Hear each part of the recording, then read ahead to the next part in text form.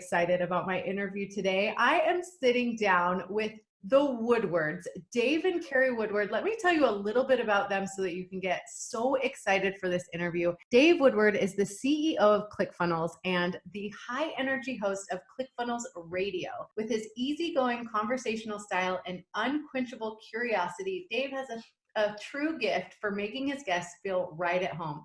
It's no wonder he consistently brings the best out of every entrepreneur on his show with an uncanny knack for getting his guests to spill the beans. That means you'll likely get to experience never before revealed sales and marketing secrets from some of the savviest business owners and self-starters on the planet. Carrie has a super impressive resume of her own, selling a massively successful health and coaching program before moving to Boise, and now has co-founded an interior design coaching program called Sweet Valley Eve.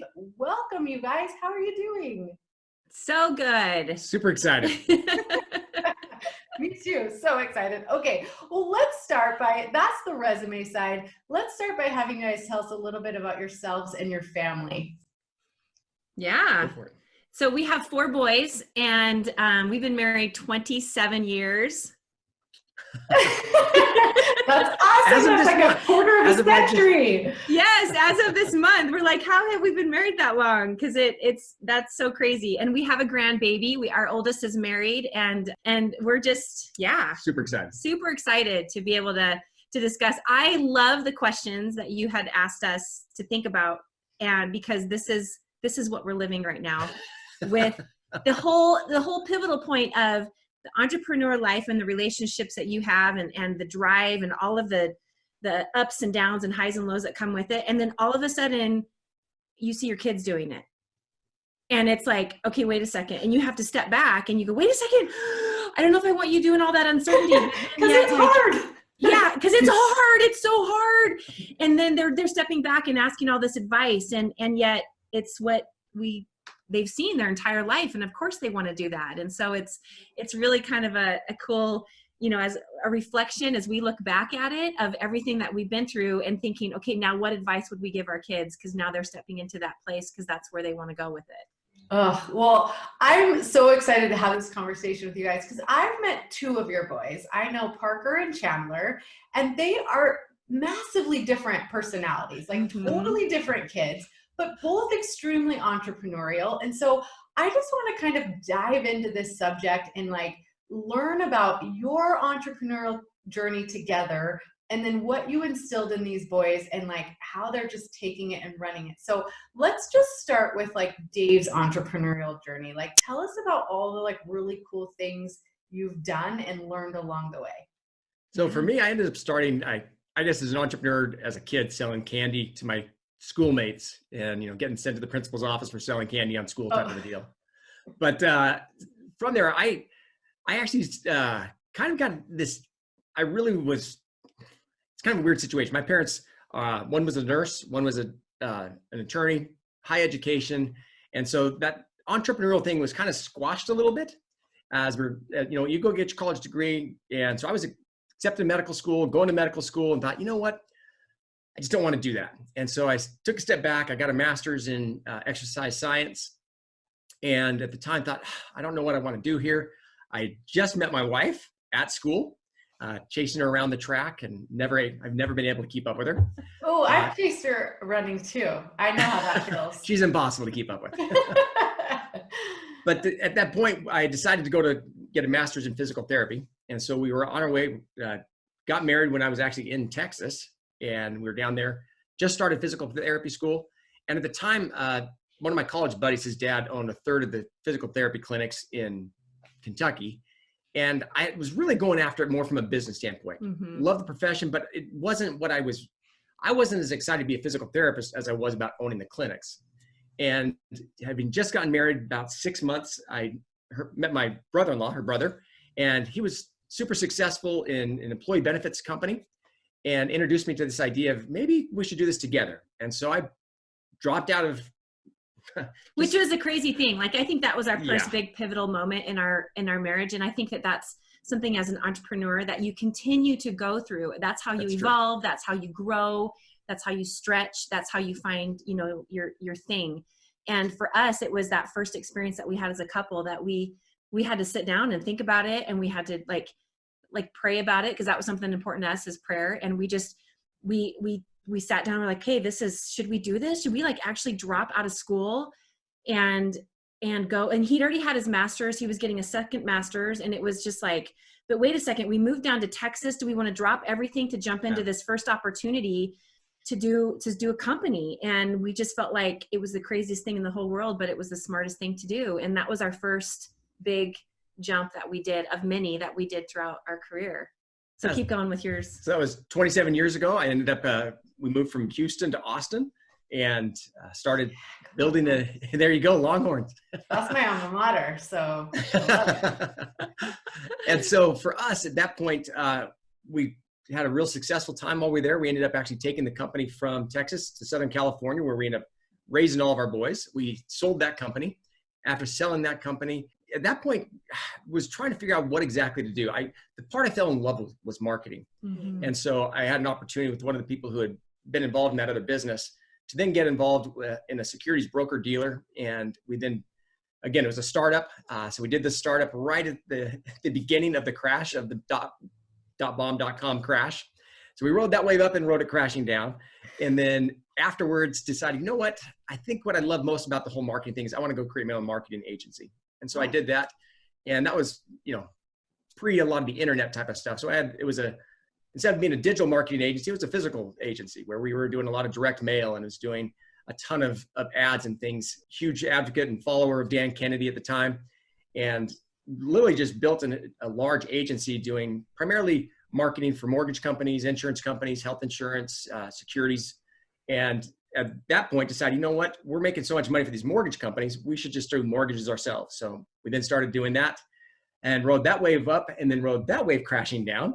And again, this was part of that ride. That's part of being an entrepreneur. Because I think this is what entrepreneurs need to understand. It's not like overnight success. It's not like just like this all the time. Like, and I think that's so huge for people to know. And I think that's the side of the story that a lot of people don't talk about, is that there is that it goes like this, and you have to be willing to continue to ride those waves to continue to figure out, what it is that you want to do. And not that what you want to do, because you find these great things, and then just by doing those things, that's what continues to allow things to evolve into other things, where it just the ball never stops rolling. But you have to be willing to ride the ebb and flow of it as well.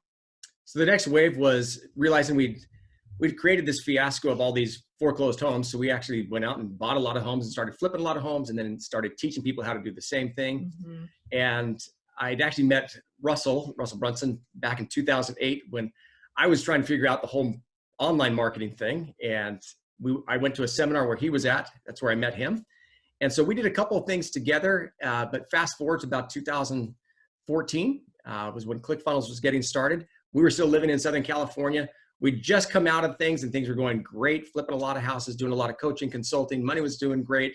And he was traveling all over the country, like every week. like it was crazy, the amount of traveling that he was doing. And it was just I think that's the crazy thing, is like finding that pivotal point of that again, where it was like, this thing was like going absolutely amazing. And then all of a sudden, his good friend comes to him and he's like, let's do this thing together. Like, let's start this other company. Another startup. And I'm like, what? We're going to do this again. And then, so we did, and we jumped in and did that. And then the whole thing is like, okay, but they kept having this thing. Well, once it does like a certain, it makes like this, and then it does this, and then we keep hitting these milestones, and they kept doing this joke with each other. Well, then you got to move to Boise. And one day we were riding a ski lift up, and Dave looks at me and he goes, what would you think about moving to Boise? I'm like, Boise, Idaho? You want me to move to Boise, Idaho? We spent 20 years in the San Diego area. So that's a beautiful place. You weren't riding a lift in San Diego. Yes. Yeah. So it was the best thing we ever did. Yeah, for sure.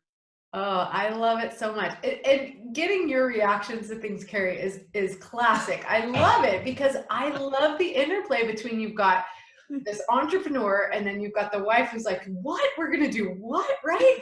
But you're an entrepreneur in your own right. Tell us about the company you built in San Francisco or in San Diego. And then Give us like a little bit of the history behind that. Yeah. So I started when I went to college, I actually started and I got my degree in interior design. And then as I got going with it, I realized, okay, wait, they're teaching me nothing about interior design. So maybe I'll just go into something else. So I went and I got my degree in exercise science.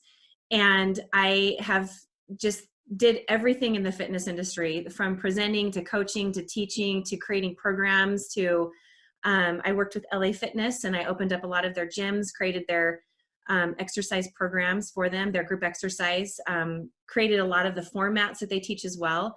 And then I created an app where it was an exclusive club for women only, where they could come in and they could learn how to do exercise. They could learn how to do nutrition. And there was all kinds of recipes and drag and drops, and they could cook together and exercise together. And it was this community that we developed. And the thing that I think is the most important thing to understand is that the reason that I pulled out of it, and I was in and out with I was always in it, but different hard pushes with it.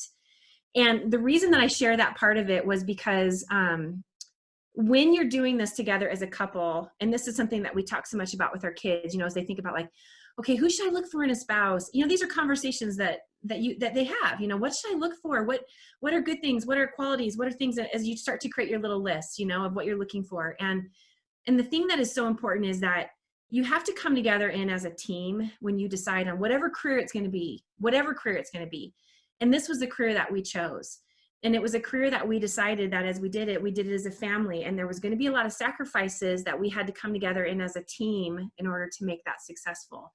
And there was times when, unfortunately, and it's not because I was a female or he was a male, it was because this is how Dave and Carrie chose to do it, to make it successful for us. And I think that's an important thing, because sometimes people are like, no, I can't do it that way, or that's not right. This is how we did it, and this is how it worked for us. And there was times when I had to step back, because in order for us to be a team and in order for us to be able to be successful in this ride of this career that we chose, we both couldn't go hard at it. And that was a sacrifice that both of us had to make on both ends. There was a sacrifice of it's hard for me when I hear people like, oh, I'm just a stay-at-home mom, or I'm just that. No, that is hard job. That's harder than going to work. That's a hard job. And I think, and then also on the flip side of it, it's hard when he's on the road and travels all the time and he's missing out on those little things with the kids. And so it was kind of that balance that we had to create with each other, where we had to know when there was so much resistance in our marriage and our relationship because we were both going too hard in different directions and they weren't going in the same direction. So we had to step back and we had to say, okay. And that was one of those decisions that we made, even of moving to Boise, that there was a lot of sacrifice that had to go in. We sat down with the kids. And we sat down with them and we said, okay, guys, we're moving you in high school. Like, what parent does that, right? We're going to move you when you're in high school, and we want you to make that decision. And it was a decision that our kids came back and said, you know what? Like, and this was a place they lived their entire life. They knew no different. Our family was there, and we let them make that decision as a family of, guys, this is what it is.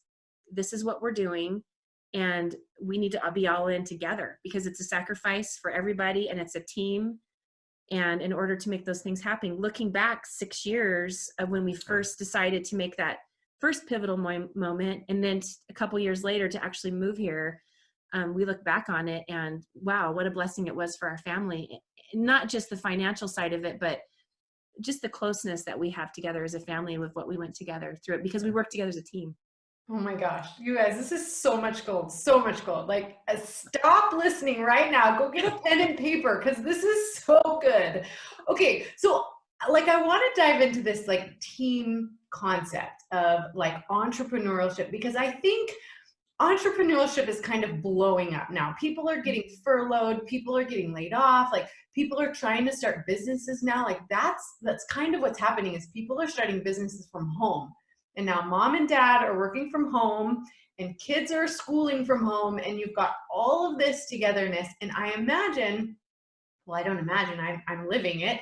You're starting a business or growing a business or scaling a business or pivoting a business or whatever you're doing. And you need the buy-in from the rest of the people in the household. Like, there's a lot of give and take. There's a lot of friction. There's a lot of resistance. There's a lot of things that can go wrong. So I want to talk about how you created this kind of team mentality in your family? Like, here's what we're doing it as a family. Like, we need everybody's kind of buy-in. Well, for me, I've always felt that there's no success that can compensate for failure in the home. Mm-hmm. David McKay said that years ago, and it's really hard when you start having a lot of success, because I remember, especially when it's addicting. It's addicting, Mm-hmm. especially when you've had failures before, and you're like, man, now I'm going to really show them I can actually make this thing work. Mm-hmm. And it becomes very addicting to the point where you're like, I'm going to go out and I'll just work harder and I'll work longer and I'll provide more. And what they really want is they want a nicer house, nicer cars, nicer toys. And I think the part that's always been grounding for me has been Carrie. And just because she's been able to say, you know what matters most. So her love language is quality time. Nothing matters more than quality time to her. Mm-hmm. And so because of that, that quality time has been the glue that's held our family together through all this, because she's realized we literally would strip the kids away from friends and everything else and head to the mountains or head to the beach, or just even for a night, just so that everyone understood what matters most was our family together. Mm-hmm. And that was one of the things I learned from her. Her family's super, super close. My family isn't as close as hers is. And I've seen the impact that's had on multiple generations now because of that. And I wanted that more than I wanted the success of money comes and money goes. I've had it, I've lost it, had it, lost it. Yeah. But the one thing that matters the most is that family and that unity. And so for me, her quality time and her focus on that is what really, that's the glue in our family. Yeah. Because you can make all the money in the world and you have no relationship at the end of it. Yeah. And so it's not worth it. It's not worth it at all. And I think that's, I grew up with, my dad was very successful in what he did. He was vice president of AT&T. That's crazy, right?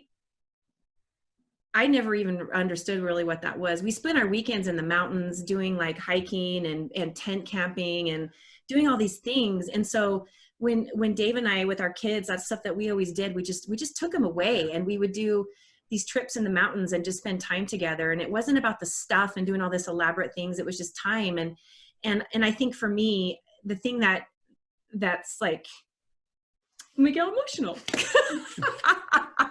The thing that's really special to me is like, as they've gotten older, is seeing like how they like rally around each other and how they're like so incredibly close. And even like, it was really cute. My daughter-in-law, she was dating, or my second one was dating somebody, and she's like, hey, just so you know, like, if you come into this family, these boys are really close. And it's not because of like the stuff we gave them or anything like that. It's because like we went through some really crappy times, and we also went through some really amazing times, and we celebrated all of that with the kids. Like, we let them experience every little bit of it.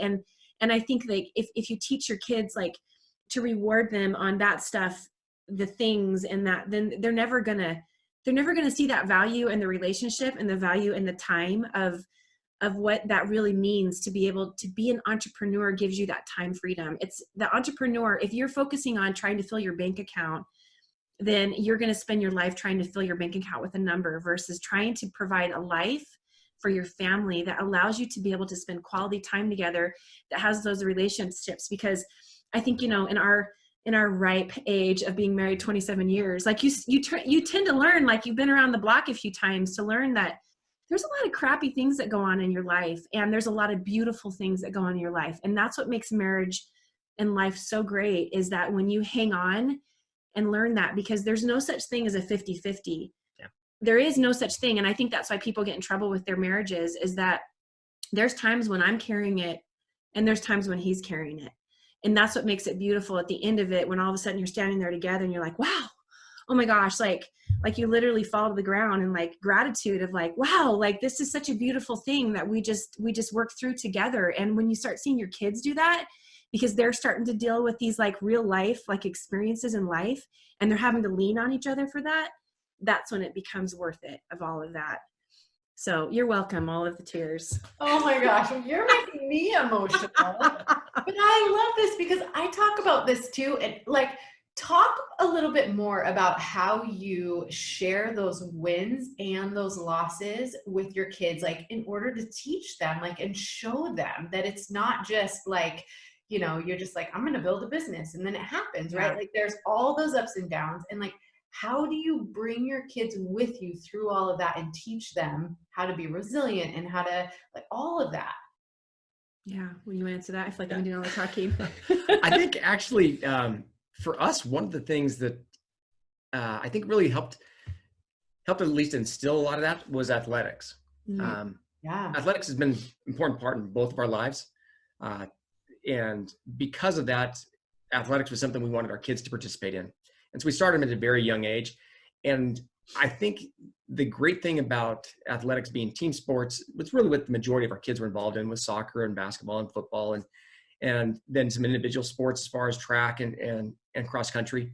I think what you learn is the importance of hard work, and to realize that, you know what, you don't always get to start. You don't always get to win. You don't always get to have it that easy. And for me, that was the most important thing when we were raising our kids, was they didn't have a choice if they were going to play or not. It was just what sport they wanted to play. Yeah. Just because I believe that you learn so much through that. And I think it's important to play both individual sports as well as team sports, because that way you can rely on both. And so we instilled athletics. And I mean, to this day, athletics is still a major part in all four. And I guess it's somewhat nice that they're all close in age and they still try to push each other around and wrestle and put holes in the wall. Who's got it all that kind of stuff. Yeah. But for me, I think that's where it starts.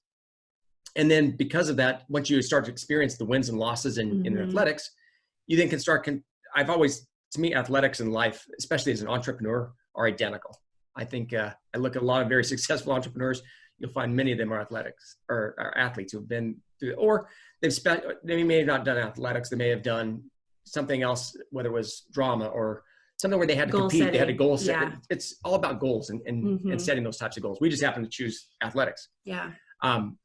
For me, though, I think as you start to get down that entrepreneurial journey, as you're setting goals and sometimes you don't hit those goals, and then you have to go back to your family and say, I know we plan on going to Hawaii, but we actually had this financial setback and that's not going to happen, kids. So now we can't, we're not doing that. We're going to do this instead.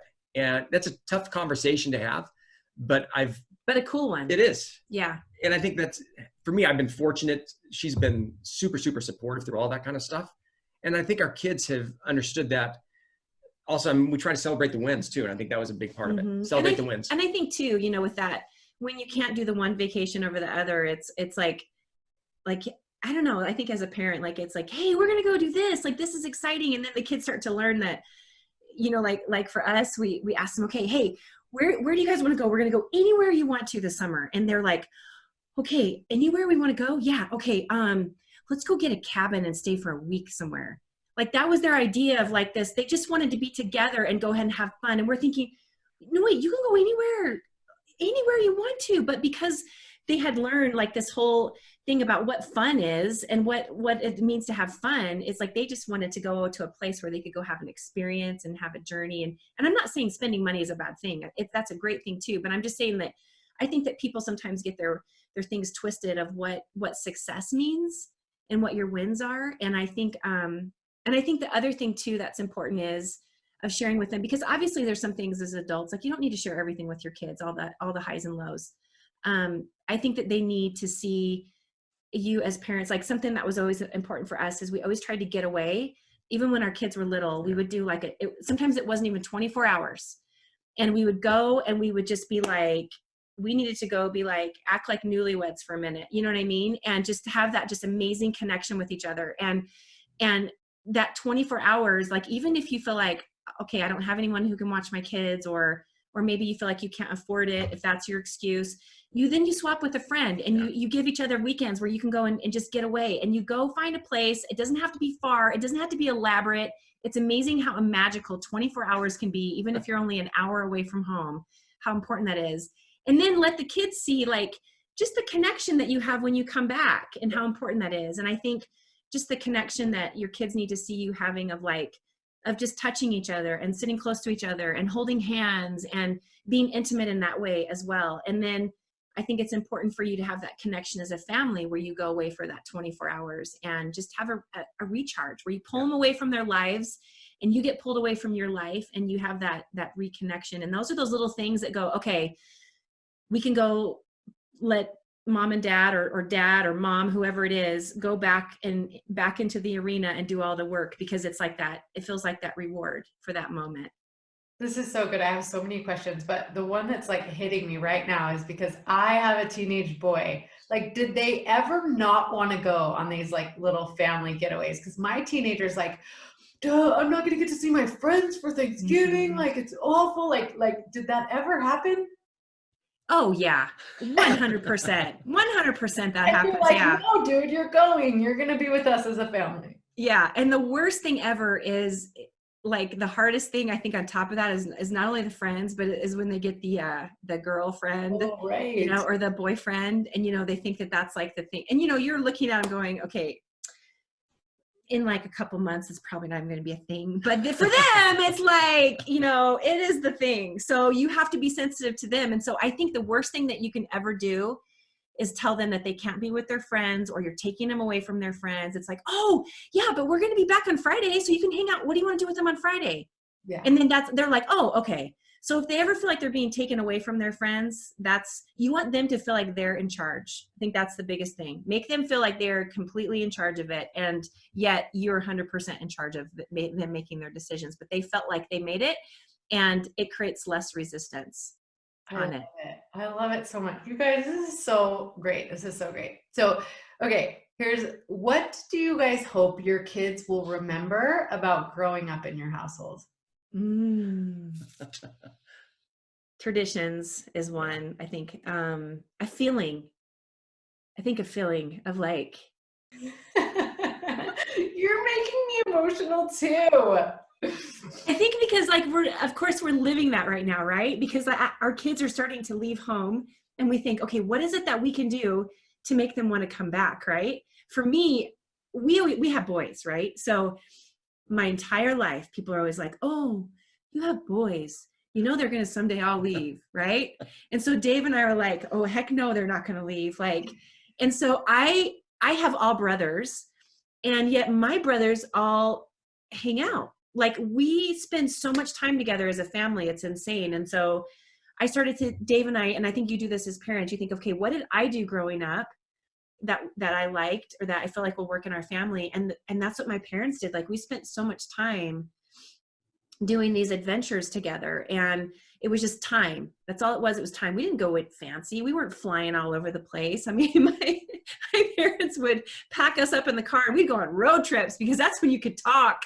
And so that's what we do with our kids. And it's kind of interesting, because our oldest, he's moved to Boise. Him and his wife are here, and we got so incredibly lucky with our first daughter-in-law. She's amazing, and she's all about family and building those relationships, and how lucky are we. And I think that my hope would be that our kids, they want to be with their siblings, and they want to be with mom and dad, because they have this feeling that we're there, and they love, they feel like their family is their friends, because friends come and go, as I think everybody knows. My mom would always say that your friends come and go, but your family is always there. And yes, there are certain friends that are dear, so dear to you, that will always be your dear friends, that are more like family. There are those special ones, but the most special group is those that reside within your home. And when they leave, I think the most important thing I remember our kids saying to us is, when we moved from California to Boise, one of our kids, our second one, Parker, he came home a couple weeks ago, and he walked in the door, and he had his stuff on, and he goes, oh, there's just a great feeling about being home. Oh. And I was like, oh. It was like, I like in the back, I'm going like this, you know, I'm like, yes. And it is like the ultimate thing that as a parent, you hope that no matter where you go, it doesn't matter what the house looks like or where it is. It's the people that are inside that makes it feel like home. Mm-hmm. And I think that would be my goal. What about you, Dave? What do you want your kids to take away from being raised in your family? I would agree with Carrie on the whole idea as far as if you could family. Cry right now, that would really be good. Make me feel better. I think the other part to that is home is safe. Mm-hmm. That no matter what happens, home is always a place of refuge. And I think that's the main thing, especially when life's crazy. I would always want to make sure my kids always felt there's nothing they could say, nothing they could do. No matter the ups or the downs of their life, they can always come home, and home is always safe. Mm-hmm. And that it should always just be a place of refuge for them. So for me, that's the main thing. I would hope that my kids, home is fun, it's safe, and it's a refuge. I love that. So good. Okay. What is one piece of advice you could give to my audience that they can implement immediately that will strengthen their marriage and push the needle forward in their business? Oh my gosh. Do you want me to answer first? Sure. Okay. Mine would be definitely the one that I said about making sure that you step away and recheck, that recharges. With any athlete, any type of training that you do, as you set your goal towards the thing, you train really hard and then you take a recovery. In order to get stronger, you have to have that recovery. And then you train hard again and you take the recovery. And that allows you to keep getting stronger and faster. And it's the same thing with entrepreneurship. You have to take step backs and recharge, reevaluate your goals, make sure that things are working. Don't get so focused on the thing that's in front of you and not realize that that thing that you felt prompted and called to do is only a thing to take you to the next thing. So don't get set on one little thing, feeling like this is my bread and butter, because that thing that you feel like is that thing at the moment is going to be the thing that allows you to open the door to the next thing. But I think that would be my biggest advice, is to make sure you always step back and reevaluate and recharge. Yeah. I know these days everyone talks a lot about date nights, which I think are awesome. For me, I think each quarter I tried to always make sure on a quarterly basis we went away. Mm-hmm. And I think it's kind of tied into what Carrie was just referring to. You literally have to, for me, a date night is too quick. Yeah. It's only a couple hours. I need more of her time. Yeah. I need Because more that's of her when things time. unravel. Yeah. And so for me, each quarter we would literally just, again, it can literally be in the same town you're in. Yeah. Or for sometimes get the kids out and just have a staycation where they're not allowed back. But I think on a quarterly basis, you literally need at least 18 to 24 hours where it's just the two of you away from everything else. Yeah. And for me, that's probably one of the biggest things I would say. It allows you to break down all the walls, allows you to kind of reconnect and really talk about where's this thing going. Mm-hmm. Date nights are hard for me because they're so quick at times. Yeah. But a quarterly getaway, I've always ran my life in quarters. Back to the days of employee benefits and everything else, everything was done on a quarterly basis. And so I still think that way. And I think too, I think we always joke about that, because like there would be times when we'd go away and we were like, you just feel like this contention with you. And you're like, by the time you get back from your just 24-hour getaway, you're like, oh. And it's so, and then there's times when we were so excited to go away together, and that's why they're so important, because sometimes there's just so much resistance that's built up because you've been pushing so hard and you're just tired, you're fatigued, and you need to step back and have that rest day and do it with each other. And that recharges you just miraculously. And I think that that's the thing is don't hold yourself up to this accountability of feeling like it needs to be this crazy fancy thing. It's so simple. And when you make those things simple, then they're things that you look forward to. And it's just become such a mandatory thing that we've always done. And our kids know we do it. They encourage it. And now it's really cute to see, as we've got one married now, that we say, okay, you got a babysitter, like, go away, go do something, just the two of you, so that you can just have that moment together. Oh my gosh, I could literally keep you guys here for hours and hours and hours. This is so good and so valuable, but I want to respect your time and the listeners. So tell them where you can find you, Dave, and you, Carrie, like the cool things that you're doing. Tell them where they can find out more. For me, it's Instagram and Facebook. Those are the two places I'm at. Again, you made mention in the beginning as far as a podcast for ClickFunnels Radio. But as far as what's kind of going on, Instagram and Facebook are the two places for me. Awesome. Yeah. And for me, Instagram is a great place to find me. I'm on Sweet Valley Ave, AVE. And we started, a friend of mine and I started an interior design coaching program, which has been super fun and amazing and perfect timing for me. I've got one left at home. So crazy. So it's really been fun for me to jump into that creative space and to do that. So yeah, thank you, Monica, for having us on here today. This has been so much fun. Oh my gosh, I feel like I need to be charging a lot of money for this interview. Like, this is too good to be free. The tears are extra. The tears are extra. Oh, thank you guys so much. To learn more ways to deepen your intimacy and strengthen your relationship, make sure you watch this video next.